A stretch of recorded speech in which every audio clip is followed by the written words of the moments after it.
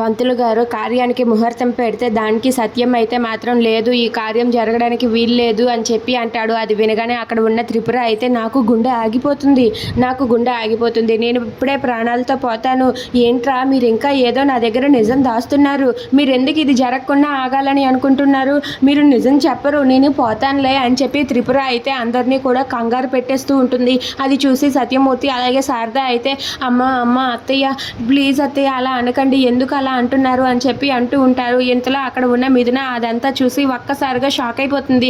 ఇక అక్కడ ఉన్న త్రిపుర అయితే లేదు, మీరు ఇంకా ఏదో నా దగ్గర నిజం దాస్తున్నారు కదా, మీరు నాకు నిజం చెప్పకండి, నేను పోతాలేండి, పైకి పోతాను అని చెప్పి త్రిపుర అంటుంది. అది వినగానే అక్కడ ఉన్న శారద అయితే అదేం లేదు అత్తయ్య, ఎందుకంటే పంతులు గారు ముహూర్తం పెట్టారు కదా, ఆ పంతులు గారు ముహూర్తం పెట్టినప్పుడు కొంచెం బాగోకపోయినా సరే ముహూర్తం పెట్టేశానమ్మా అని అన్నారు. అది బాగోలేదని తెలిసి ఈయనైతే వద్దన్నారు, ఎందుకంటే ఈయనకి ఆ పంతులు గారు అంటే చాలా నమ్మకం, అందుకే వద్దన్నారు, అంతకు మించి ఇంకేం లేదత్తయ్య అని చెప్పి శారద అంటుంది. అది వినగానే త్రిపుర అయితే అంతేనా, ఇంకేమైనా ఉందా అని చెప్పి అంటుంది.